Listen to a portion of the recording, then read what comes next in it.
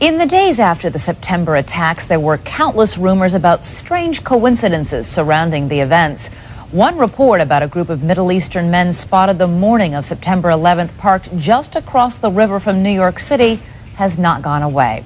Investigation of their presence has led to questions about whether Israel was conducting espionage on U.S. soil. We're joined now by ABC's John Miller with an exclusive report this evening. That's right, Elizabeth. This is a case that took the FBI and the CIA more than 2 months to sort out, while 5 Israelis waited in jail. It began when this woman was watching the Twin Towers burning from her apartment in New Jersey. She noticed 3 men on top of a van, posing for pictures with the towers burning in the background. And I could see that they were like happy. You know, they didn't look shocked to me. You know, they didn't look shocked. I thought it was very strange. The witness called police, who stopped the van hours later and arrested 5 men. All 5, it turns out, were Israeli. They were turned over to the FBI. Sources tell ABC News during a check of national security databases, some of the men were listed as having had connections with Israeli intelligence. At the FBI, that set off alarm bells. The FBI needed the answers to 3 important questions. Who were these men? What brought them to that parking lot on the morning of September 11th? And did they have any advance knowledge of what was going to happen that day? The men said they were just taking pictures at the time. They said they worked for a company called Urban Moving. The FBI obtained a search warrant for the company's offices. 2 SUVs were filled up with between 9 and 12 boxes and computers. Not long after the arrests, the offices of Urban Moving were simply abandoned. Almost everything was left behind. In jail, the 5 Israelis were repeatedly interrogated and given lie detector tests. Stephen Gordon was their American lawyer. They were asked questions if they had ever been approached by or hired by any non-United States intelligence community. While there is still some debate among American intelligence officials, many investigators believe some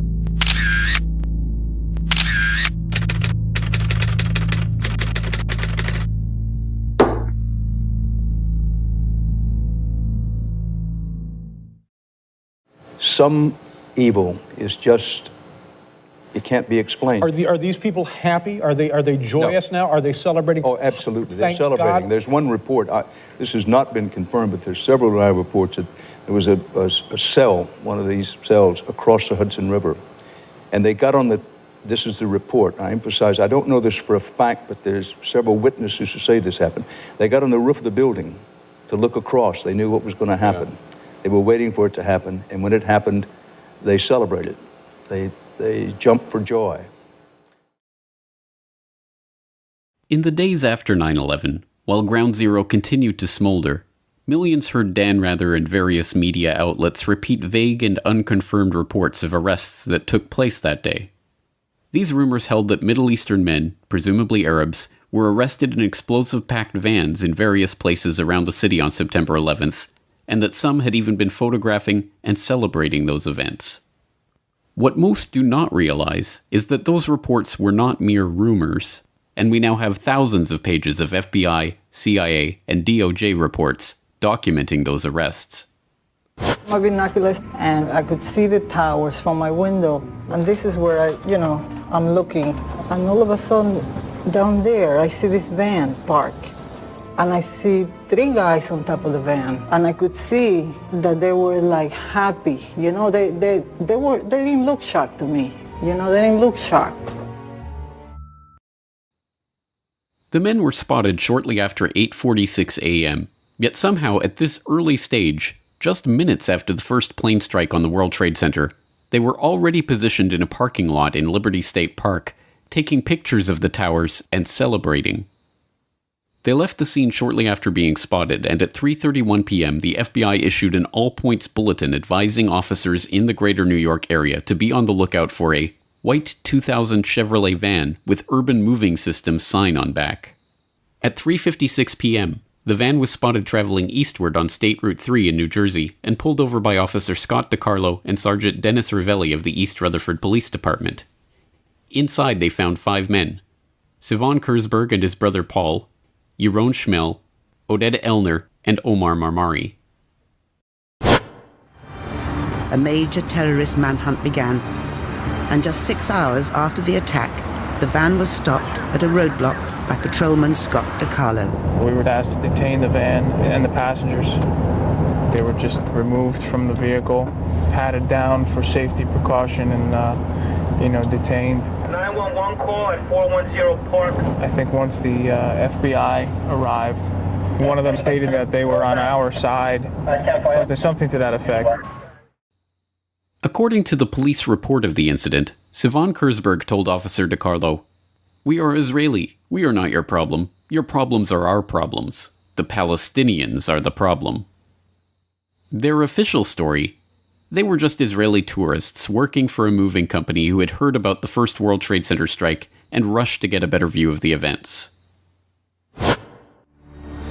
They told interrogators they were working for Urban Moving, a shipping and storage firm run by an Israeli businessman who often employed Israeli students without work permits.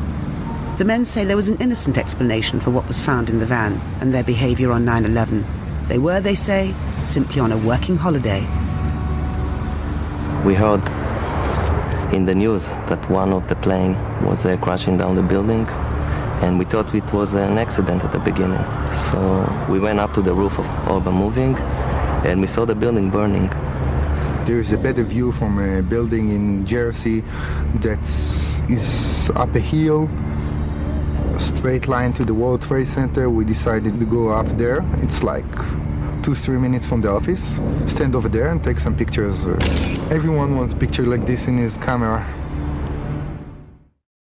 Although this narrative is still trotted out when the story of the dancing Israelis is raised in the media, it is an easily demonstrable lie. FBI reports confirmed that the men were not taking somber pictures of a horrific event. When their 76 pictures were developed, they revealed the men had indeed been celebrating, smiling, hugging each other, and high-fiving. One of the pictures even featured Sivan Kurzberg holding a lighter up, with the burning tower in the background. And these were no ordinary tourists. Oded Elner had $4,700 stuffed into his sock. They lied to the police about where they had been that morning. They were carrying plane tickets for immediate departure to different places around the globe. The FBI confirmed that 2 of the men had ties to Israeli intelligence and came to suspect that they had indeed been on a mission for the Mossad. And of course, after returning to Israel, Elner claimed on national Israeli TV that they had been sent there to document the event.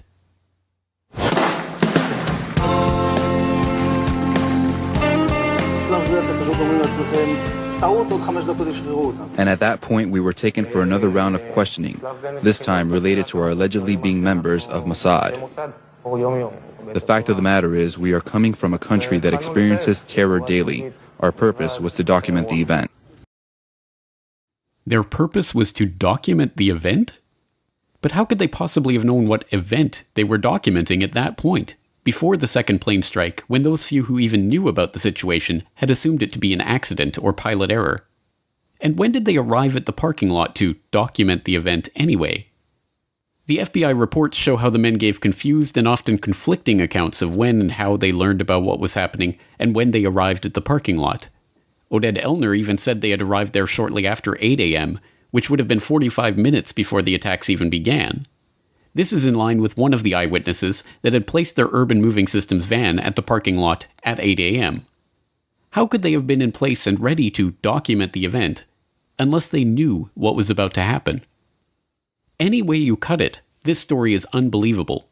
Men with documented connections to Israeli intelligence and working in the United States without appropriate permits were detained after having been caught celebrating the attack on the World Trade Center at a time when no one knew that the WTC strike was an attack.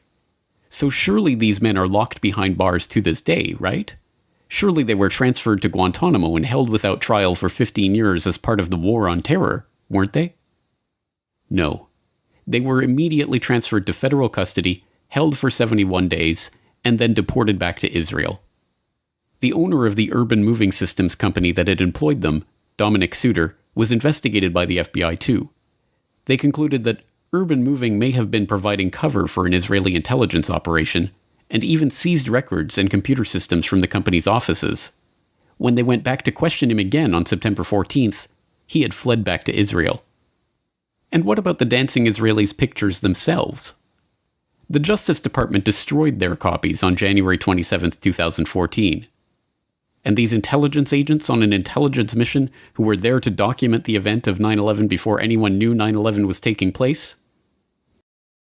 But this story is not merely preposterous on its face. Even the implications of this story are themselves preposterous. If indeed the official story is a ridiculous lie, then are we to believe that these crack Israeli Mossad operatives, who were presumably aware of the attack that was about to take place, had been sent to photograph the burning tower from a parking lot across the Hudson River? And that these specially trained intelligence professionals on their super-secret mission were celebrating, high-fiving, and going out of their way to be noticed in performance of their task? '90s, and I said that the West really doesn't understand militant Islam. So I wrote a book in 1995, and I said that if the West doesn't wake up to the suicidal nature of militant Islam, the next thing you'll see is the militant Islam is bringing down the World Trade Center.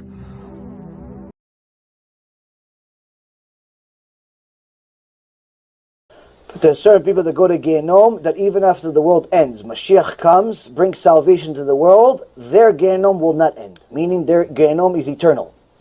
Certain types of sinners. People that violate Shabbat and do not do tshuva. People that desecrate Hashem's name, don't do tshuva. Non-Jews also have a Gehenom that's eternal. But it's not for Shabbat, it's for different things. For violating the 7 Noahide laws. Also J.C. Penney's in Gehenom and not coming out. Jesus is also in Gehenom. There's a Gemara in Masachet Gitin that Onkelos the Ger did a seance and brought back 3 people that died. One of them was his uncle Titus in English. Another one was Bilam. And the third one was Jesus. And he asked them what's happening in the afterlife. All 3 of them were in different parts of Gehenom, and they described Gehenom, which part they were in, what they did, and each one of them were in a different part of the 7th level of Gehenom. Just different chamber within the 7th level, but all 3 of them are there, and they will never leave. And there are many other people, unfortunately, that wasted their life and have no share of the world to come, which means that they're in Gehenom forever. Now, as far as the souls that go to Gehenom, in essence, this is a soul that violated one of the 36 sins that you get karet for, without doing tshuva. If they did tshuva, they could obviously even not go to Gehenom. Depends how high the level of tshuva they have. If they could lower the sin or completely erase it. But if they didn't do tshuva for the Isur karet, then they can go to Gehenom for eternity, until their soul is completely destroyed. And the only thing that's left of it is the part of God that He instilled in it. And that goes originally back to the original source. But their soul is destroyed completely. But that's after a lot of bad stuff.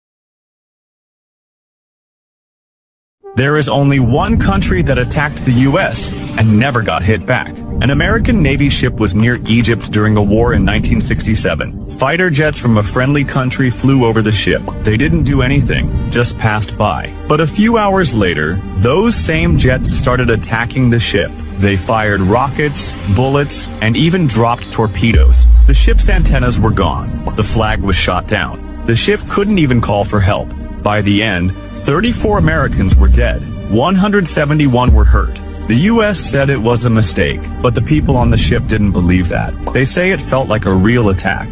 And the craziest part? The U.S. never fought back. And the country that did it